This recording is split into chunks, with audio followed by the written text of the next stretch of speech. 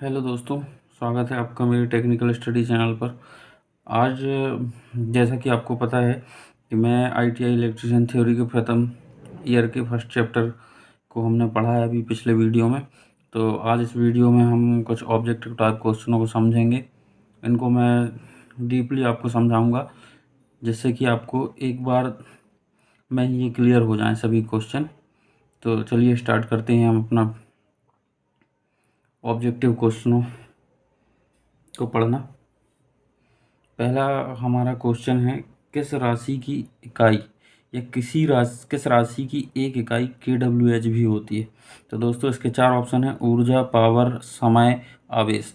तो ऊर्जा जो होती है दोस्तों वो kWh, जो एक kWh होती है उसकी इकाई होती है, एनर्जी की इकाई होती है।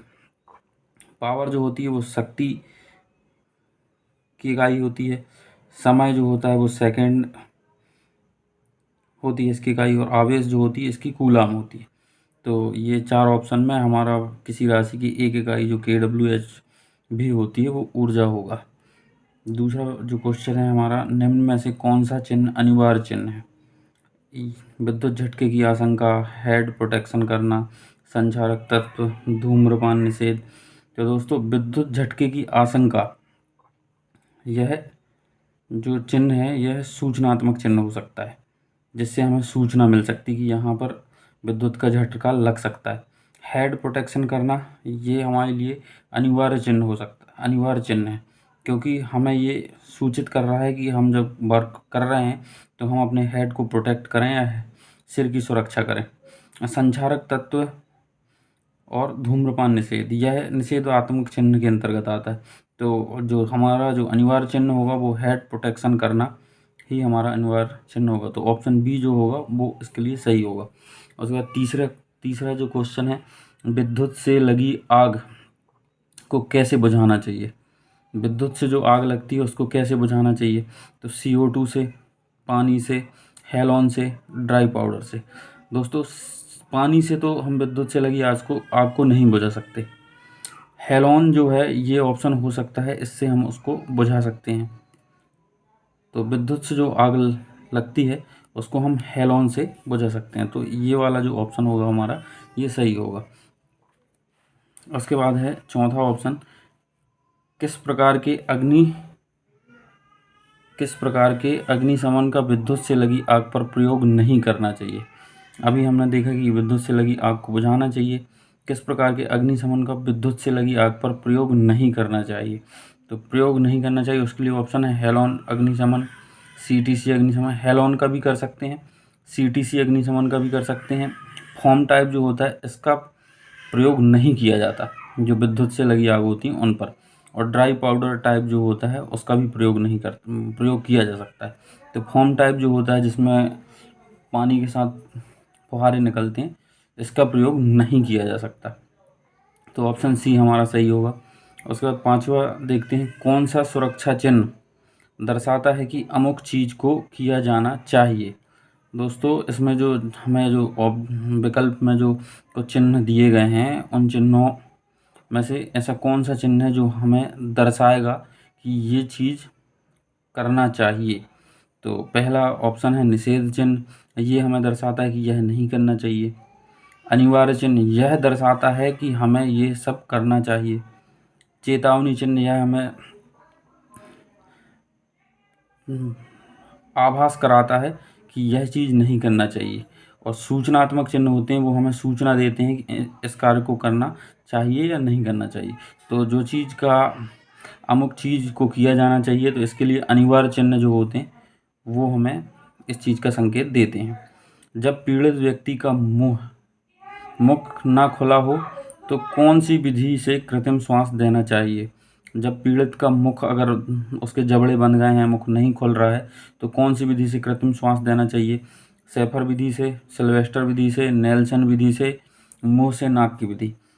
शेफर विधि से नहीं दे सकते दोस्तों, सिल्वेस्टर विधि से भी नहीं दे सकते।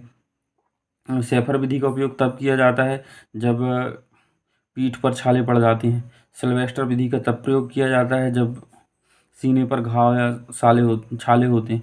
नेल्सन विधि भी होती है, और मुख से नाक की विधि। एक मुख से मुख की विधि होती है जिसमें मुंह खोल के मुंह से श्वास दिया जाता है।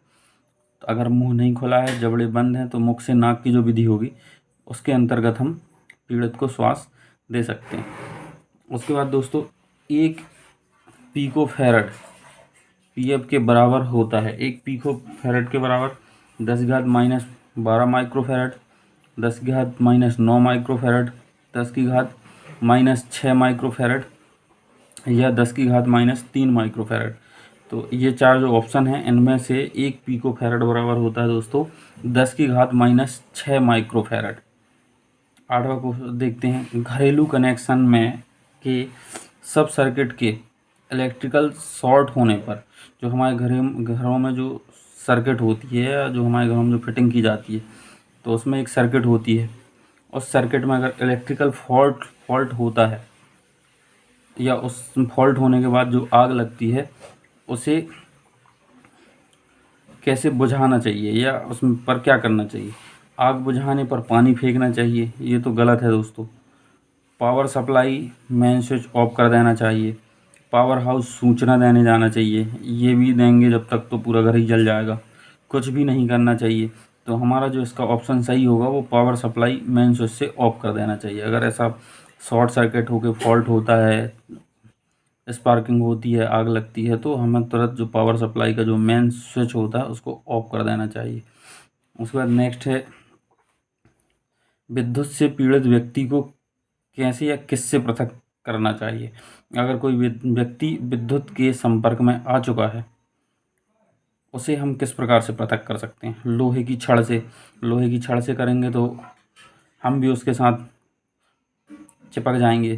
तांबे की छड़ का भी उपयोग नहीं कर सकते।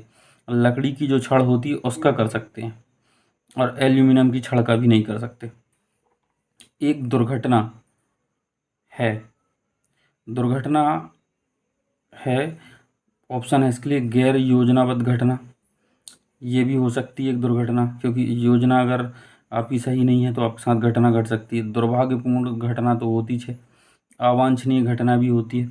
उपरोक्त सभी, तो इसमें हमारा ऑप्शन सही होगा उपरोक्त सभी। उसके बाद है आइसोमेट्रिक ड्राइंग खालिस्तान को निरूपित करती है। जो आइसोमेट्रिक ड्राइंग जो होती है दोस्तों, वो 3D व्यू को निरूपित करती हैं। जो हमारी इंजीनियरिंग ड्राइंग होगी उसमें हम इसको अच्छे से समझेंगे कि आइसोमेट्रिक व्यू, आइसोलेटिक ड्राइंग जो होती हैं वो क्या होती हैं। उसके बाद नेक्स्ट है 12, निषेधात्मक जो चिन्ह होते हैं उनका आकार होता है। निषेधात्मक चिन्ह जो होते हैं दोस्तों वो गोलाकार होते हैं, उनकी जो पृष्ठभूमि होती है वो गोलाकार होती है। निषेधात्मक चिन्हों में बॉर्डर जो बनाई जाती है वह क्रॉस बनाया जाता है, वह किस रंग का होता है। तो जो निषेधात्मक चिन्ह होते हैं जिनसे हमें ये फील होता है कि ये चीज़ यहाँ पर ना करें, तो इसके लिए जो इसके अंदर जो बॉर्डर बनाई जाती है और उसमें जो क्रॉस बनाया जाता है वो लाल रंग का होता है। सूचनात्मक चिन्हों का आकार कैसा होता है। तो सूचनात्मक चिन्हों का जो आकार होता है वो वर्गाकार होता है। चेतावनी चिन्हों का आकार कैसा होता है। तो चेतावनी चिन्हों का आकार त्रिभुजाकार या त्रिकोणाकार होता है। उसके बाद विद्युतकार के जो जूते होते हैं वो खालिस्तान के बने होना चाहिए। जो विद्युतकार जो जूते पहनते हैं वर्कशॉप में या कार्यशालाओं में, तो उनके जो जूते होते हैं वो रबड़ पहला है, दूसरा प्लास्टिक, तीसरा चमड़े, डी सभी।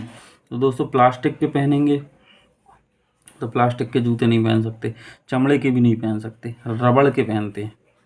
तो वो जो विद्युतकार जो जूते पहनते हैं वर्कशॉप में, उन वो रबड़ के जूते होते हैं।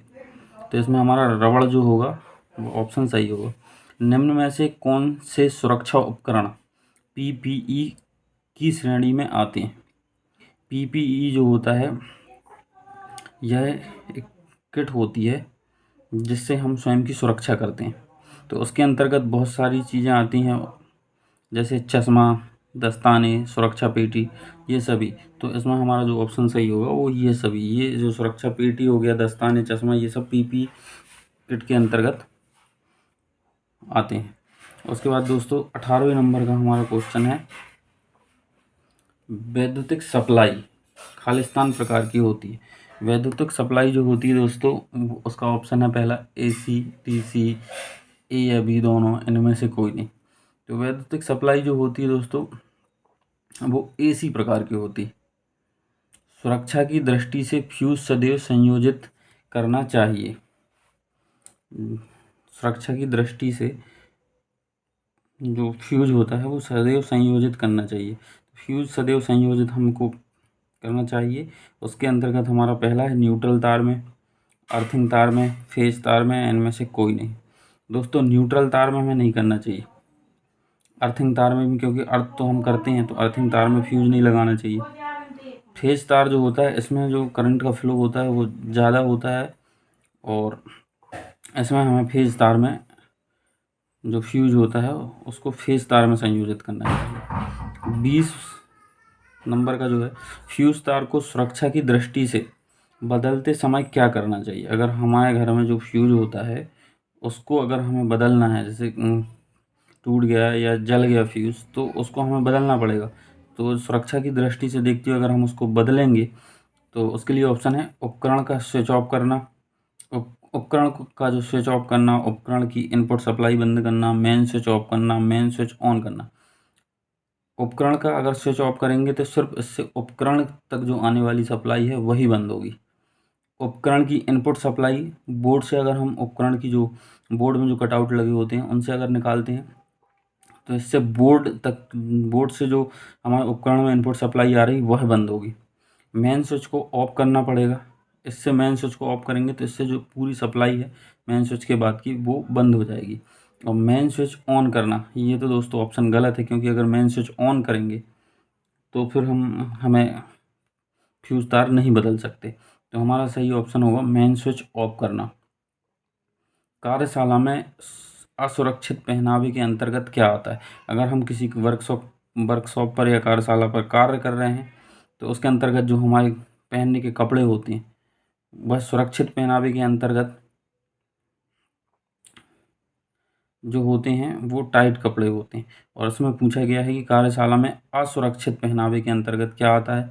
ढीले कपड़े, ये भी आता है। टाई जो है वो भी ढीले असुरक्षित पहनावे में आएगा। मफलर भी असुरक्षित पहनावे में आएगा। तो इसके अंतर्गत जो हमारा डी ऑप्शन होगा ये सभी ये सही होगा। उसके बाद 22 नंबर का क्वेश्चन है दोस्तों, निम्न में से कौन सा चिन्ह 415 वोल्ट का खतरा को दर्शाता है। निम्न में से कौन सा चिन्ह 415 वोल्ट का जो खतरा होता है उसको दर्शाता है। निषेधात्मक चिन्ह जो होंगे वो प्रयोगशाला में जो चीज़ नहीं करनी है उसको संकेतित करेंगे। सूचनात्मक चिन्ह जो होंगे वो हमें ये सूचित करेंगे कि एग्जिट यहाँ से है, जो सूचना देंगे हमको। और जो चेतावनी चिन्ह होंगे ये हमको ये दर्शाएंगे कि यहाँ पर मत जाओ, यहाँ पर खतरा है। तो और जो चौथा चिन्ह जो है अनिवार्य चिन्ह, इसका डी ऑप्शन, ये हमको ये प्रदर्शित करेंगे कि हमें ये चीज़ करके आना है। तो इसका जो ऑप्शन सही होगा वो चेतावनी चिन्ह होगा, जो हमें दर्शाएगा कि 415 वोल्ट का इधर खतरा है, तो यहाँ नहीं आना है।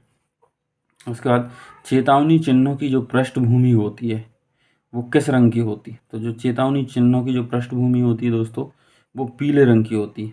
काले और सफ़ेद और लाल रंग की नहीं होती, पीले रंग की होती। श्रेणी डी प्रकार की आग को बुझाने के लिए किस अग्नि शमन का यूज किया जाता है। जो श्रेणी डी प्रकार की जो आग होती है, जो विद्युतीय तारों या धात्विक पदार्थों से लगती है, उसको श्रेणी डी प्रकार की आग कहते हैं। तो अगर इस टाइप की कोई आग लग गई है तो उसको बुझाने के लिए कौन से अग्निशमन का प्रयोग करेंगे।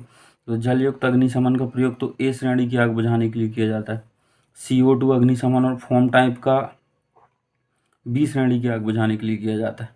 और जो CTC अग्निशमन होता है इसको हम डी श्रेणी की आग बुझाने के लिए उपयोग कर सकते हैं। जो CTC अग्निशमन जो होता है चौथा, तो ये जो चौथा नंबर जो होगा डी नंबर का, ये हमारा विकल्प सही होगा।